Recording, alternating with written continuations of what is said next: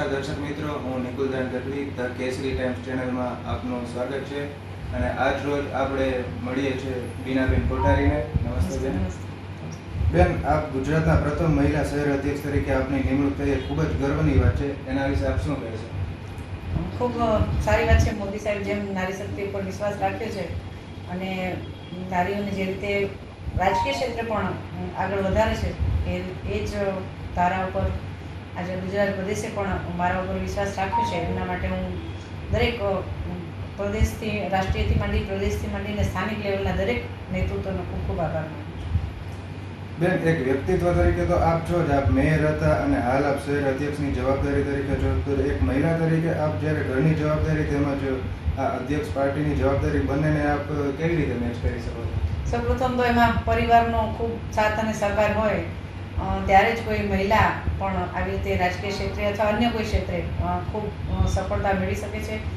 અને જે રીતે હું લગભગ છેલ્લા 15-20 વર્ષથી ભારતીય જનતા પાર્ટી સાથે જોડાયેલી છું અને ભારતીય જનતા પાર્ટીની જે વિચારધારા છે કે લોકોની સાથે જોડાવું, પ્રજાની સેવા કરવી, એટલે જ્યારે મનમાં એવો કોઈ સેવાનો ભાવ હોય ત્યારે કોઈ મુશ્કેલી નડતી નથી. આપણાથી બધું મેનેજ થઈ જાય છે. અને અમે એક નારી ઘર અને પરિવાર જે મેનેજ કરે છે એમ સાથે સાથે આ સેવાના કાર્યો પણ અમે એડજસ્ટ કરીએ છીએ. બેન, અત્યારે તો આપ કમ્ફર્ટેબલ હશો, પરંતુ જ્યારે વોટ સ્તરેથી આપ કાર્ય કરો છો ત્યારે સંઘર્ષ પણ ઘણો થયો છે. તો નારી શક્તિ ઇન્વોલ્વ થાય એ પણ ખૂબ જરૂરી છે. તો એના વિશે આપ શું કહેશો?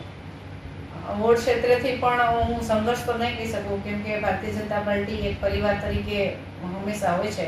એટલે અમારા પરિવારમાં જે ભાઈઓ હોય, બહેનો બધા જે પાર્ટી સાથે જોડાયેલા હોય, અમે એક પરિવારની ભાવનાથી જ જોડાયેલા હોય છે અને એકબીજાના સુખ દુઃખમાં સાથી પણ બને છે. એટલે પાર્ટી લેવલે મારે એવો કોઈ સંઘર્ષ નથી કરવો પડતો, પણ એક પાર્ટી માટે કર્તવ્ય નિષ્ઠાથી જે કામ કર્યું છે કદાચ એનું જ આજે અહીં ફળ સ્વરૂપે હું આજે ગુજરાત પ્રદેશમાં એક નારી શક્તિ તરીકે એક અધ્યક્ષા પ્રથમ તરીકે મારી નિમણૂક કરવામાં આવી છે. બેન, ખાસ કરીને જ્યારે વુમન ડે આવે છે તો એના વિશે આપ મહિલાઓને શું સંદેશો દેવા માંગો છો? ખાસ કરીને મહિલાઓને વુમન્સ ડે નિમિત્તે હું દરેક મહિલાઓને સંદેશ આપીશ કે સૌ પ્રથમ તો પોતે પોતાના આરોગ્યનું ધ્યાન રાખે, કેમ કે મહિલાઓ હંમેશા પરિવાર અને પોતાના સંતાનોમાં એટલી બધી રચી બચી રહે છે કે ક્યારેક પોતાના આરોગ્ય પ્રત્યે સભાન નથી રહેતી. એટલે પ્રથમ તો પોતાને જાતને પ્રાથમિકતા આપી, કેમ કે પોતે જો તંદુરસ્ત હશે તો પરિવારનું પણ એ સારી રીતે ધ્યાન રાખી શકશે. અને સાથે સાથે જે કંઈ આપણે જીવનમાં આપણે સપના જોયા હોય કે મારે આ ક્ષેત્રમાં આ રીતે આગળ વધવું છે, તો આપણે પરિવારને સાથે લઈને અને આપણા જે કામ છે એના પ્રત્યે નિષ્ઠા દર્શાવીને આપણે આપણા જીવનમાં પણ બીજા ક્ષેત્રમાં પણ સફળતા મેળવી શકીએ છીએ.